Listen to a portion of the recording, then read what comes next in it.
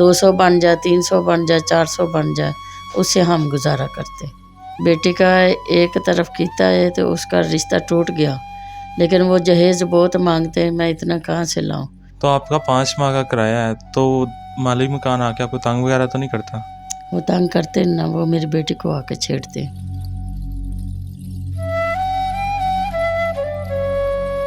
अस्सलाम वालेकुम नाज़रीन, मैं आपका मेज़बान अरसलान राजपूत और आप देख रहे हैं अमन पाकिस्तान। हमारे साथ एक ऐसी माजी मौजूद है जिनके शोहर की डेथ हो चुकी है और ये अपना गुजारा किस तरह से करती है, और इनकी एक बेटी है जिनकी शादी के लिए बहुत ज़्यादा परेशान है।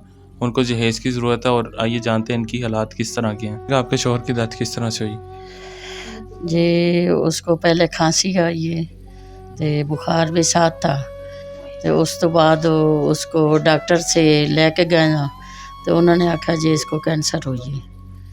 तो हमने इलाज काफ़ी जगह से कराया, लेकिन किन किन जगहों से आपने इलाज करवाया उनका? सरगोदे च ही कराया, दे लाहौर च लैके आए, जनरल हॉस्पिटल, गंगाराम हॉस्पिटल, पिंडी, इस्लामाबाद, जंग। डॉक्टर ने कहा इसका ऑपरेशन होगा। फिर हमने जगह बेची है, तो जगह के पैसे भी लग गए ना, तो हमारे पास कुछ नहीं बचा। हमने कर्जा भी ऊपर से ना 10 लाख रुपया हमारा ऊपर से लगा, कर्जा है हमारे सिर पे। अभी आप किस तरह से गुजारा कर रही हैं अपना? लैंप बनाती हूँ, 300-400 रुपया हमारा बन जाता, तो उसमें घर का गुजारा चलता है। लेकिन दिन के कितने लैंप बना लेती है और इनसे आपको कितने पैसे मिल जाते हैं दिन के? 20 बनाती हूँ ना, तो 8 रुपये के हिसाब डालना, वो हमारा जो भी ये 200 बन जाए, 300 बन जाए, 400 बन जाए, उससे हम गुजारा करते। तो अभी आपको बेटी की क्या परेशानी है? बेटी के लिए आपको क्या क्या चीज़ें चाहिए? बेटी का एक तरफ कीता है तो उसका रिश्ता टूट गया, लेकिन वो जहेज़ बहुत मांगते हैं, मैं इतना कहाँ से लाऊं। नाल मोटरसाइकिल भी मांगते हैं, वो भी कहते हैं जहाँ मिल दे वो मोटरसाइकिल। मेरा तो खाने पीने का गुजारा नहीं है, तो मैं कहाँ से इतनी चीज़ें लाऊं। तो अब आपने कहीं किसी और जगह पे किया है, जब टूटने के बाद दोबारा कहीं किया कि नहीं किया आपने भी? अभी नहीं मैंने किया, तो जब भी जहेज़ होएगा ना तो फिर करूँगी। अच्छा, जहेज़ में आपको क्या क्या चीज़ें चाहिए अब? जहेज़ में फ्रिज है, और जो घर में जो चीज़ें होती हैं लड़के की ज़रूरत की, जहेज़ पूरा मांगते हैं। फिर अभी मेरे पास तो कुछ भी नहीं है, जब भी होएगा फिर ही रिश्ता ही होएगा।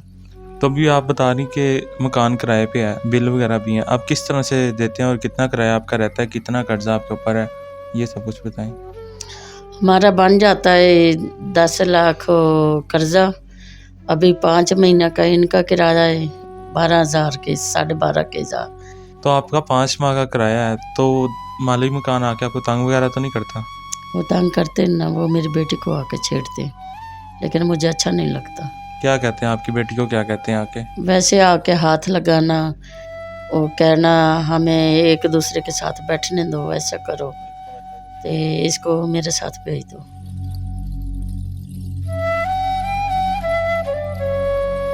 अच्छा, अब हमारे नाज़रीन आपको देख रहे हैं, आपकी किस तरह से हेल्प कर सकते हैं? पहले आपको कर्जा चाहिए या पहले आपको किराए के पैसे आपके दे दें? वो क्या चीज़ चाहते हैं आप बताएं हमारे नाज़रीन को। मुझे पहले कर्जा चाहिए, कर्जे से बाद मेरे बेटी का जहेज चाहिए। जी, तो नाज़रीन ये अकेली माँ है और इनकी एक बेटी है। आपने इनकी सारी कहानी सुनी, इनका साथ दीजिए, इनकी हेल्प कीजिए जितनी हो सके, और इनका नंबर आप स्क्रीन पे देख रहे हैं, इन्हें तंग मत कीजिए, जितना हो सके इनकी हेल्प करें। इसी के साथ हमें इजाज़त दीजिए, मिलते हैं अगली वीडियो में, तब तक के लिए अल्लाह हाफ़िज़।